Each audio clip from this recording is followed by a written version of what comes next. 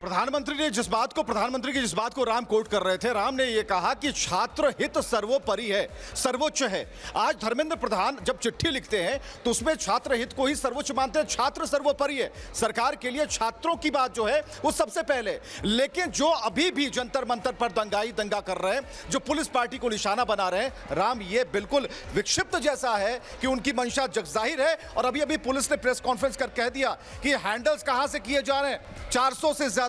जी ये एकदम स्पष्ट है। लेकिन जो धर्मेंद्र प्रधान का इस्तीफा है, मैं उसको बार बार इसलिए पढ़ने की कोशिश कर रहा हूं कि धर्मेंद्र प्रधान ने इसमें सबसे पहले ये कोट किया है कि 3 मई 2026 को नीट यूजी की जो परीक्षा हुई उसमें जो अनियमितता सामने आई, भारत सरकार ने सर्वप्रथम इसको संज्ञान में लिया और इसके बाद सीबीआई को इस मामले की जांच सौंपी गई। इसके बाद रीनीट कराया गया और रीनीट के रिजल्ट भी आ गए और जो छात्र हैं उन्होंने उसको सेलिब्रेट भी किया।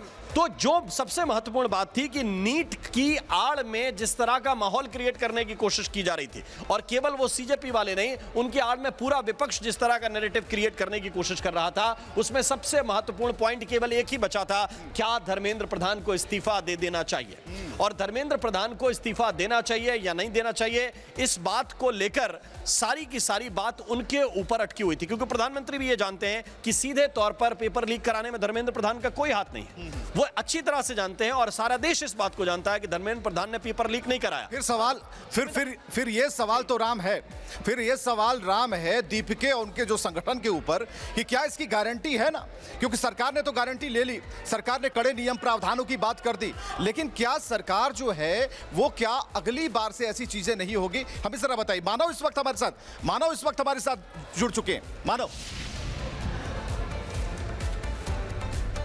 बिल्कुल, देखिए धर्मेंद्र प्रधान का पूरा इस्तीफा मैंने पढ़ा और उनकी एक एक बात से ये लगता है कि उनके लिए जो छात्रों का हित है, वो छात्र नहीं जो छात्रों के भेष में वो लोग जो प्रदर्शन कर रहे हैं, वो छात्र जो पढ़ाई करते हैं, 7 साल भर मेहनत करते हैं, उनका हित सरकार ने सर्वोपरि रखा है, वो हित सबसे ऊपर रखा है। और यही बात प्रधानमंत्री मोदी लगातार बीते 3 दिन से कह रहे हैं, चाहे परसों के रात के वीडियो को ले लीजिए, चाहे कल रात की वीडियो को ले लीजिए। प्रधानमंत्री मोदी ने बहुत स्पष्ट कहा कि सरकार एक तरीके से जो उनकी प्राथमिकता है वो छात्रों का उस हित को लेकर प्रतिबद्ध है और उनका एक एक निर्णय छात्रों के हित में होगा।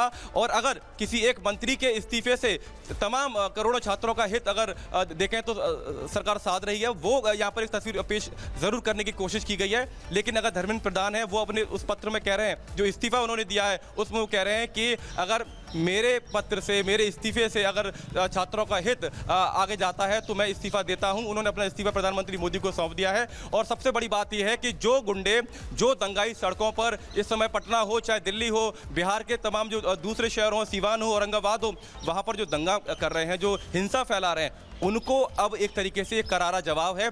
ये सिर्फ एक इस्तीफा नहीं है, यहाँ पर कोई सरकार बैकफुट पर नहीं गई, सरकार बैकफुट पर नहीं गई, बल्कि सरकार ने जवाब दिया है उन दंगाइयों को कि हम किसी भी कीमत पर सरकारी संपत्ति का नुकसान यहाँ पर नहीं होने देंगे।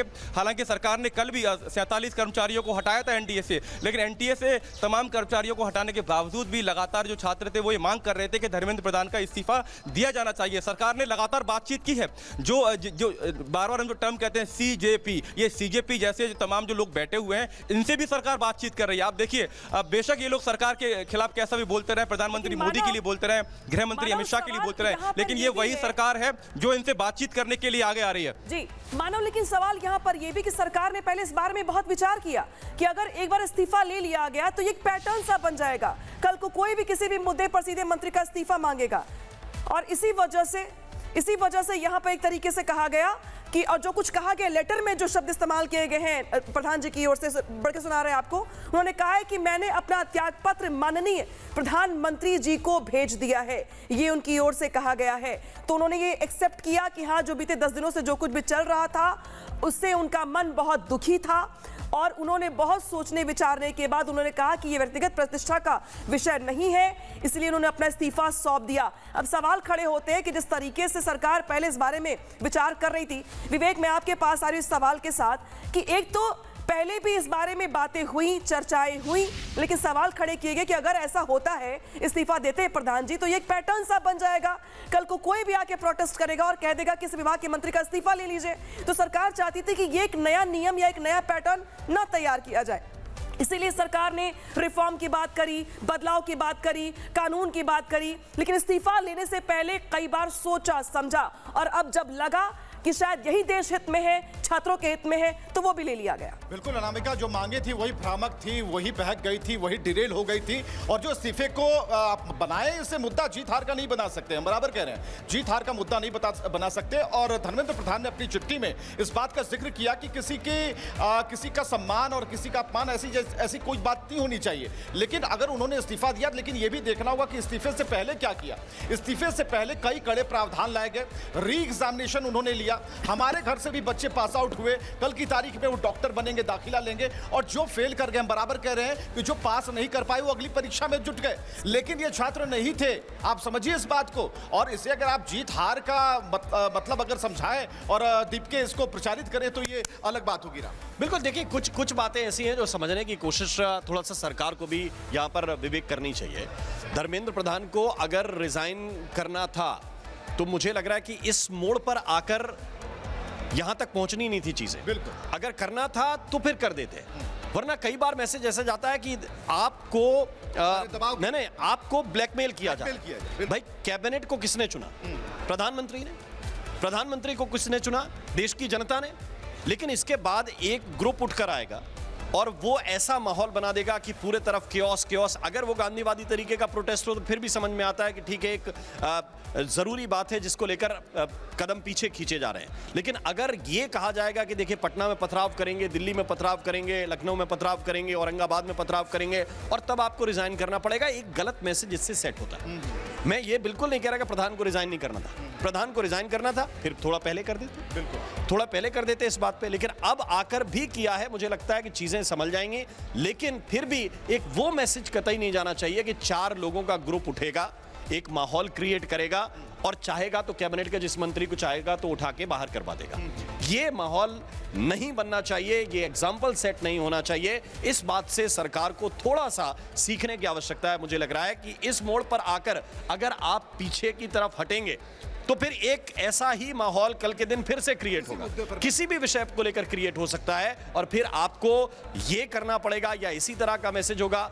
क्या चीजों को ठीक ढंग से हैंडल नहीं किया गया, ये भी अपने आप में एक बड़ा सवाल जो सरकार से भी पूछा जाना चाहिए। बिल्कुल, ये पहले होना चाहिए था, राम यही कह रहे हैं। और एक आम जो भारतीय है उसकी सोच भी यही है कि ये पहले करना चाहिए था, पहले क्यों नहीं किया। अब जब आपने किया तो क्या एक नया नैरेटिव सेट होगा, देश में कुछ नया होगा? क्योंकि इसी तरीके से 4 ऐसे बवाली आएंगे जो छात्रों की आड़ में पीछे बैठेंगे। इस बार तो छात्र हैं, अगली बार हो सकता है कोई दूसरा मुद्दा लेकर, कोई दूसरे पहल को लेकर ये सामने आए और फिर किसी कैबिनेट मंत्री के ऊपर कहें, फिर कैबिनेट मंत्री का इस्तीफा हो। तो ये जो प्रचलन शुरू होगी, क्या इसके बारे में भी कुछ प्लानिंग है? क्या है इसके पीछे, ये सोचना ज्यादा जरूरी होगा। लेकिन राम, इस्तीफा हो चुका है जी, जंतर मंतर अब खाली देखना चाहते हैं, आगे की बात तो होती रही। नहीं, मुख्य बात ये, आज क्या हुआ मंच पर जाकर? सबसे पहले आज जो सबसे ज्यादा वीडियो जिसकी चर्चा हो रही है उसमें मणिशंकर अय्यर, शर्जील इमाम और उमर खालिद, ये 2 ऐसे नाम लेकर उनका महिमा मंडन करने की कोशिश वहां से कर रहे थे। इससे पहले भी ऐसे सैकड़ों उदाहरण हैं जो उस मंच से हुए हैं। भारत माता को गाली देने की बात, देश को गाली देने की बात, प्रधानमंत्री को तो पता नहीं कितनी गालियां वहां से जो प्रोटेस्टर्स हैं वो लगातार दे रहे हैं। लेकिन मैं सिर्फ ये कह रहा हूं कि क्या ऐसी भीड़ के सामने झुकना सरकार के लिए आवश्यक है? मैं फिर ये कह रहा हूं कि यदि आपको लगता है कि नैतिकता है, तकाजा यह है कि नैतिकता है, नैतिकता के आधार पर आपको रिजाइन करना चाहिए जिम्मेदारी लेते हुए। ऐसा पहले कई मंत्रियों ने किया। एक उदाहरण से मैं जोड़ता हूं कि नीतीश कुमार रेल मंत्री थे जी, और रेल दुर्घटना हुई तो नैतिकता के आधार पर अगले ही दिन उन्होंने इस्तीफा दे दिया। राम जो कह रहे हैं उस बात को इस उदाहरण से सपोर्ट मिलता है।